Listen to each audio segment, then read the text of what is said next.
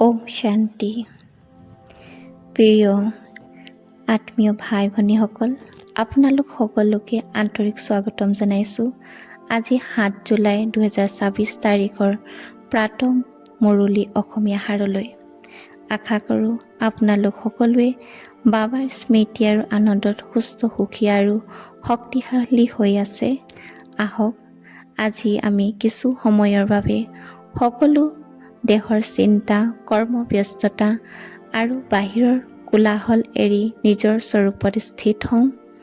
নিজকে এটা জ্যোতিবিন্দু আত্মা বুলি অনুভৱ কৰি পৰমপিতা শিৱ বাবাৰ সন্মুখত বহি তেওঁ অমূল্য মহাবাক্য হৃদয়ত ধাৰণ কৰোঁ। বাবাৰ প্ৰতিটো বাক্য আমাৰ জীৱন সলনি কৰাৰ শক্তি ৰাখে। যদি আমি এই জ্ঞানক জীৱনত প্ৰয়োগ কৰোঁ, তেন্তে এই জন্মৰ লগতে আগন্তুক 21 জন্ম সুখ, শান্তি আৰু সমৃদ্ধিৰে ভৰি পৰিব। আজি শিৱ বাবাই অতি মৰমেৰে সন্তানসকলক কৈছে, মিঠা সন্তানসকল, সদায় এইটো নিচাত থাকিবা যে তোমালোকৰ বাবে নিজেই আহিছে তোমালোকক বিশ্বৰ মালিক বনাবলৈ। সমগ্ৰ কল্পত কেৱল এই সংগমতেই ভগৱানে নিজেই সন্তানসকলক পঢ়াই পবিত্ৰ কৰে আৰু নতুন দেৱী দেৱতা জগতৰ অধিকাৰী কৰি তোলে। সেয়েহে এই সময়ৰ প্ৰতিটো ক্ষণ অমূল্য। বাবাই বুজাইছে যে আমি আত্মাসকল বহুত জন্ম ধৰি দেহে অভিমান, বিকাৰ আৰু মায়া প্ৰভাৱত তমোপ্ৰধান হৈ পৰিছোঁ। এতিয়া পুনৰ সতোপ্ৰধান হৈ পবিত্ৰ হ'বলৈ একমাত্ৰ সহজ উপায় হৈছে এজন বাবাৰ স্মৰণ। যোগবলৰ দ্বাৰা বহু জন্মৰ পুৰণি কৰ্ম হিচাপ নিকাচ শেষ হয়। যদি এই হিচাপ সম্পূৰ্ণ নহয়, তেন্তে আত্মাই কৰ্মভোগ আৰু শাস্তি ভোগ কৰিব লাগিব, যাৰ ফলত উচ্চ পদ লাভ কৰিব নোৱাৰিব। সেয়েহে বাবাই প্ৰতিটো মুহূৰ্তত স্মৃতি যুগত থাকিবলৈ শিকাইছে। বাবাই আৰু এটা কথা কৈছে, এই পুৰণি পৃথিৱী এতিয়া নিজৰ অন্তিম পৰ্যায়ত উপনীত হৈছে। অতি সোনকালে বৃহৎ পৰিৱৰ্তনৰ সময় আহিব। কিন্তু যিসকলে বাবাৰ শ্ৰীমত চলি পবিত্ৰতা আৰু যোগ শক্তি সঞ্চয় কৰিছে, তেওঁলোকে নিৰ্ভয়ভাৱে নতুন সোণালী যুগত প্ৰৱেশ কৰিব। সেয়েহে বাহিৰৰ পৰিস্থিতি সলনি কৰাৰ আগতে নিজৰ মন, বুদ্ধি আৰু সংস্কাৰ সলনি কৰাটো প্ৰয়োজন। আজি বাবাই আমাক তস্তি হৈ জীৱন যাপন কৰিবলৈ শিকাইছে। সংসাৰৰ সকলো দায়িত্ব পালন কৰিও অন্তৰত কেৱল বাবাৰ স্মৃতি থাকিব লাগে। যেতিয়া কোনো চিন্তা, ভয় বা দুখে আমাক স্পৰ্শ কৰিব নোৱাৰে।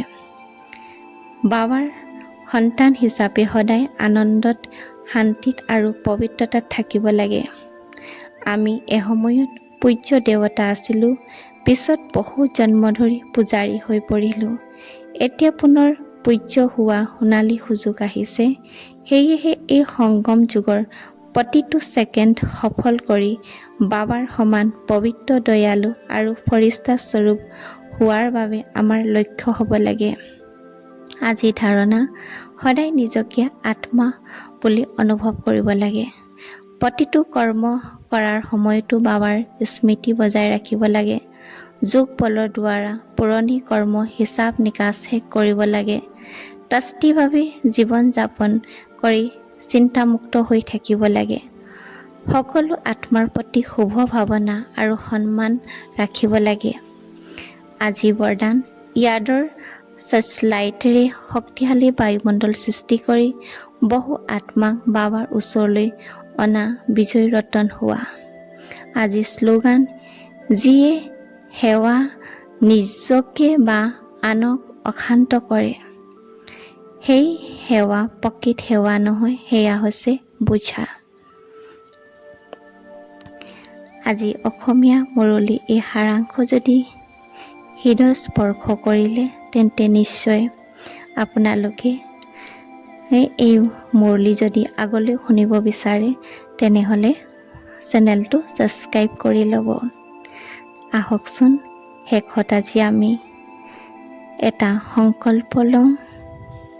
আমি বাবাৰ স্মৃতিত থাকি নিজৰ জীৱনটো সুখী কৰিম আৰু বাবাৰ স্মৃতিত থাকি নিজকে নিৰোগী কৰিম আৰু সদায় সেৱাত নিমিত্ত হৈ থাকিম। ওম শান্তি, ওম শান্তি।